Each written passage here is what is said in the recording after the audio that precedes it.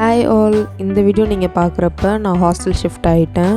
இந்த வீடியோவில் நான் தஞ்சாவூரில் இருக்கப்போ என்னெல்லாம் பண்ணிகிட்டு இருந்தேன் ஒரு வாரமாக அப்படின்றத பற்றி தான் பார்க்க போகிறோம்.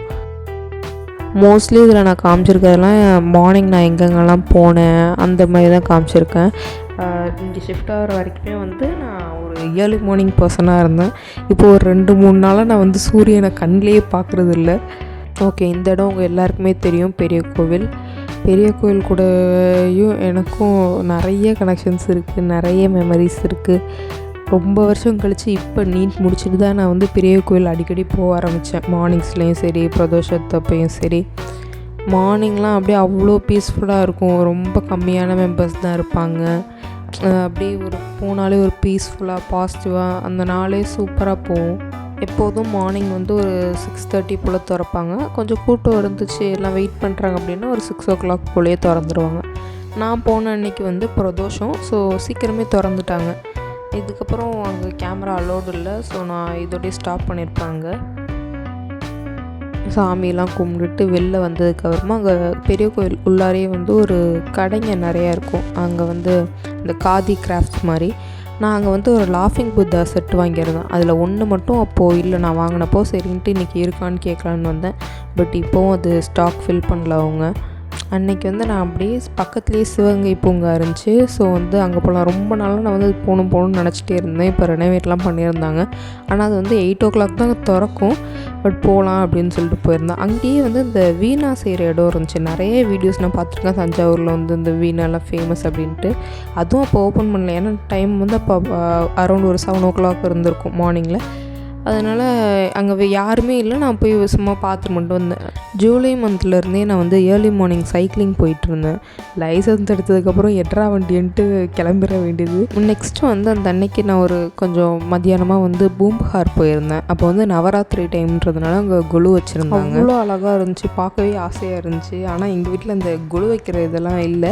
அதனால் சும்மா நின்று பார்த்துட்டு வீடியோ எடுத்துகிட்டு இருந்தேன். நிறையா இருந்துச்சு அங்கே. பட் நான் போனது என்னமோ போர்வை வாங்க தான். கோஆப்டெக்ஸ்லேயா இருக்கட்டும் இல்லை எங்கேயா இருக்கட்டும், போர்வெல்லாம் நல்லாயிருக்கும், ரொம்ப கம்ஃபர்டபுளாக இருக்கும்.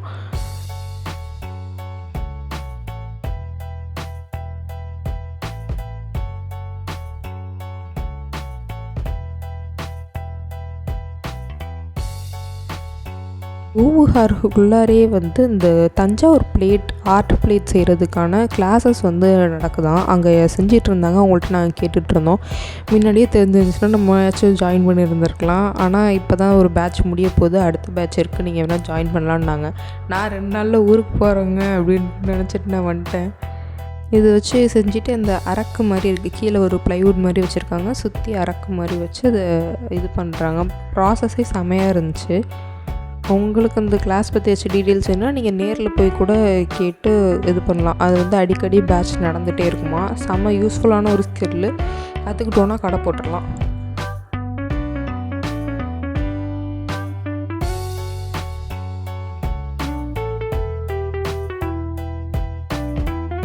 அவங்க செஞ்ச பிளேட்லாம் உள்ளார சேல்ஸ்க்கும் வச்சுருந்தாங்க. அடுத்து நெக்ஸ்ட் டே ஆயுத பூஜை அன்னைக்கு எடுத்த கிளிப்பிங்ஸ் இது. ஸோ ஃபுல் டே செம வேலை அன்றைக்கி. அதனால் நான் வேறு எதுவுமே ஷூட்டே பண்ணலை. நெக்ஸ்ட் டே மார்னிங் என் ஃப்ரெண்டை பார்க்கலான்னு பிளான் பண்ணியிருந்தேன். அவள் கோயம்புத்தூரில் இருக்கா. ஸோ இங்கே லீவுக்கு வந்திருந்தா, பூஜா ஹாலிடேஸ்க்கு வந்திருந்தா. அவளை பார்க்கலான்ட்டு ஃப்ளவர்ஸ் வாங்க போனேன். எனக்கு ரோஸ் வாங்கி கொடுக்கணும் அப்படின்னு தோணுச்சு. எனக்கு சாக்லேட்ஸ் எதுவும் காலையில் கிடைக்கல. சரி ரோசஸ் வாங்கலாம் அப்படின்னு சொல்லிட்டு ரோஸ் வாங்கினேன். அந்த ஒரு இது இருக்கும்ல, if he doesn't she will அப்படின்ட்டு, அந்த மாதிரி தான் இருந்துச்சு.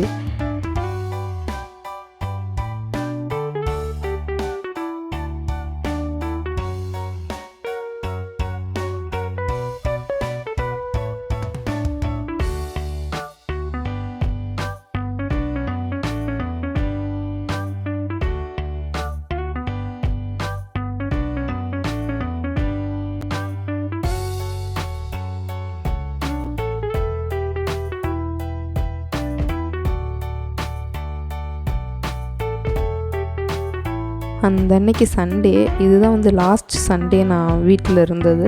ஸோ சிக்கன் சமைக்கலாம் அப்படின்னு சொல்லிட்டு ஒரு ரெசிபி.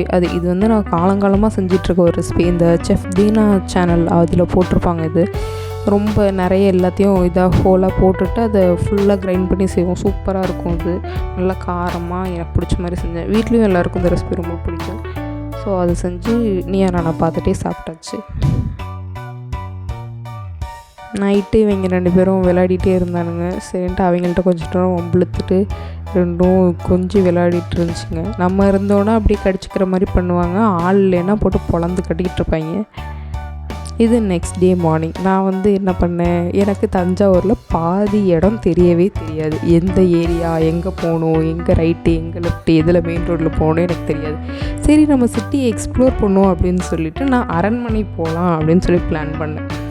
நேராக போக வேண்டிய இடத்துல லெஃப்ட் எடுத்துகிட்டு லெஃப்ட்டில் போக வேண்டிய இடத்துல நேராக போய் ஒரே தெருவை 2 வாட்டி சுற்றுவேன். இத்தனைக்கும் நான் அந்த ரூட் வழியாக போன மாதிரி ஒரு ஞாபகம் இருக்குது. ஆனால் எப்படி போகணுன்னே தெரில. ரொம்ப நேரமாக எனக்கு வந்து ஃபோன் எடுத்து மேப் போடுறதுக்கும் அலுப்பாக இருந்துச்சு. சரி நம்ம பாட்டுக்கு போவோம் அப்படின்னு சொல்லிட்டு போனேன். அது வந்து ரொம்ப டிராஃபிக்கான ஏரியா, பஸ் ஸ்டாண்ட் பக்கத்தில். அதனால் காலையிலேயே நான் இவ்வளோ டிராஃபிக்லலாம் வண்டி ஓட்டுனதே இல்லை. அப்போ தான் ஓட்டிக்கிட்டு இருந்தேன்.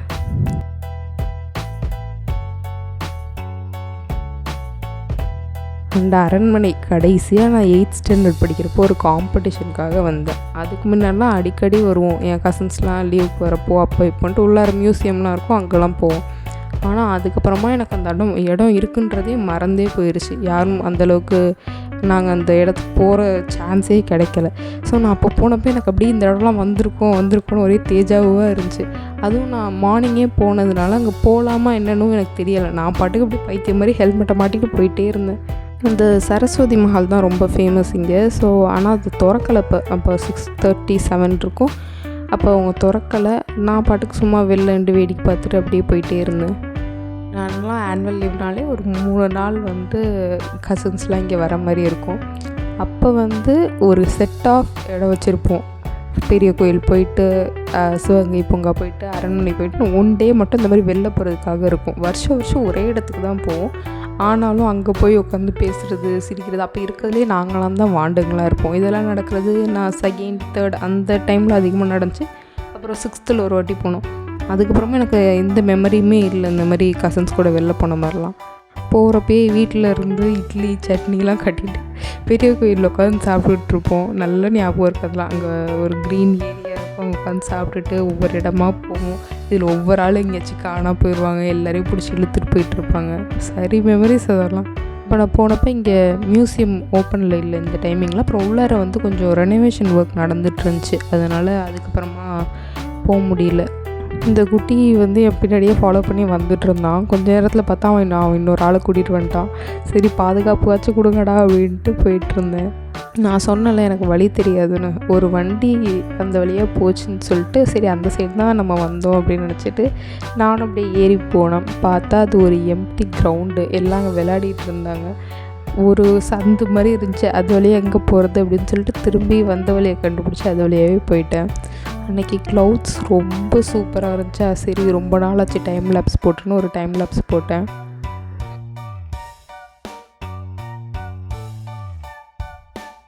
இந்த விலாகில் வந்து அந்த பேக்கிங் பார்ட் எல்லாத்தையுமே நான் கட் பண்ணிட்டேன். ஏன்னா இது எல்லாமே நீங்கள் போன வீடியோவில் பார்த்துக்கலாம். பார்க்கலைன்னா செக் பண்ணி பாருங்கள். சரி திரும்பி எல்லாத்துலேயும் என் பேக்கிங்கே காமிச்சுன்னு சொல்லிட்டு இந்த அப்போல்லாம் நான் ரொம்ப சீரியஸ் பேக்கிங் பண்ணிகிட்டு இருந்தேன். அது இல்லாமல் பேக்கிங் தான் வச்சுருக்கிறது தான் இதில் இன்க்ளூட் பண்ணியிருக்கேன். தொட்டு தானே கொடுத்துருக்கேன். கொடுத்துருக்கேனா இல்லையா?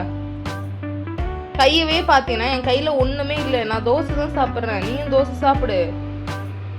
பொடிகிரி ஃபைலே.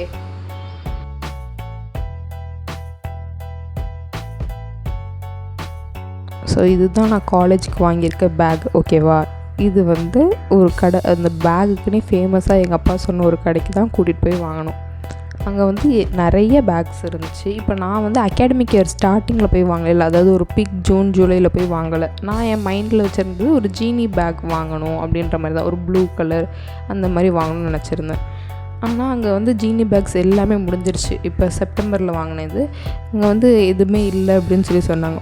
இருக்க எல்லா பேக்கையும் பார்த்தேன். செல்ஃபில் இருக்கிறது அது இது லொட்டு லொசுக்கு எல்லாத்தையும் அவங்க எடுத்து போட்டாங்க. கடைசியில் அங்கே மேலே மாட்டி இருந்துச்சு. இதுலேயே இன்னொரு கலர் இருந்துச்சு, ப்ளூ கலர். ஆனால் எனக்கு என் ஃபேவரட் கலரே ப்ளூ தான். ஆனால் நான் அந்த ப்ளூ எடுக்காமல் இதை எடுத்தேன்.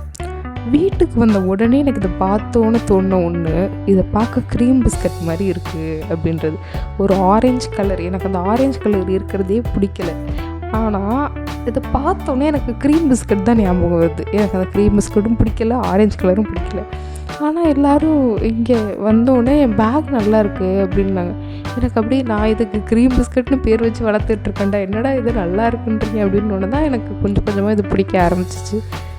இன்றைக்கி வந்து போயிட்டு கண்ணாடியெல்லாம் ஆர்டர் கொடுத்துட்டு வந்தேன். நான் லென்ஸ் கார்ட்டில் வாங்கினாலும் உடச்சிட்றேன், இதில் வாங்கினாலும் தாங்க மாட்டேங்குது. இப்போ நான் போட்டிருந்த கண்ணாடியே வந்து போன நவம்பர் வாங்கினேன், போன நவம்பர் டிசம்பரில் வாங்கினேன். இப்போ அதுக்குள்ளே மாற்றிட்டேன். சரி ஒரு உருப்படியான கண்ணாடி வாங்குவோம் அப்படின்னு சொல்லிட்டு தான் இந்த கண்ணாடி வாங்கியிருக்கேன். இப்போ இது எத்தனை நாளைக்கு வருதுன்னு பார்ப்போம்.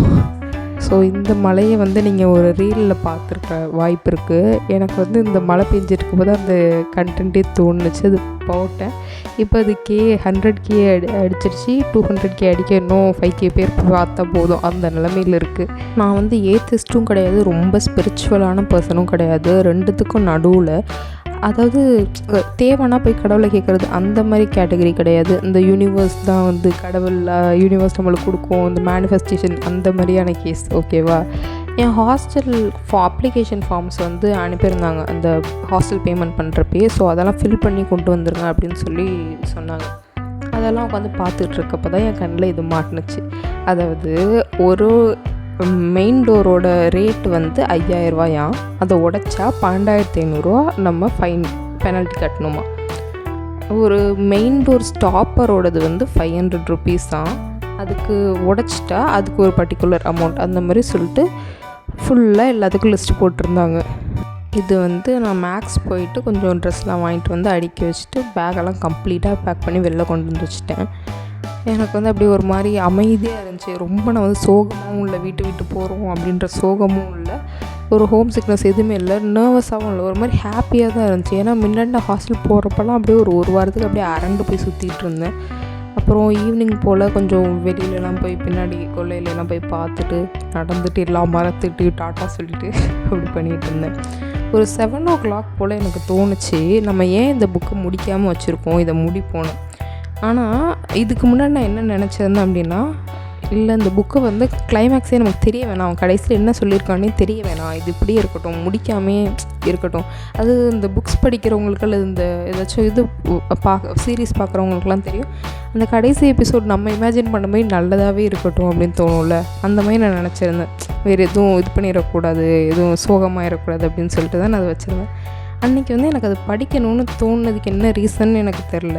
ஆனால் அன்னைக்கு தான் மிஸ்டர் ரட்டன் நவல் டாட்டா அவங்களோட டெத் டே, ரிமெம்பரன்ஸ் டே. எனக்கு வந்து ட்ரெயினில் ஏறினதுக்கப்புறம் தான் அந்த இது தெரியுமே. அப்போ எனக்கு என்ன ஃபீல் ஆச்சுன்னா, எதுக்கு நம்ம சம்மந்தமே இல்லாமல் இன்றைக்கி அந்த புக்கை படிக்கணும்னு நினச்சாலும் அவ்வளோ ஹரிபரி இல்லை.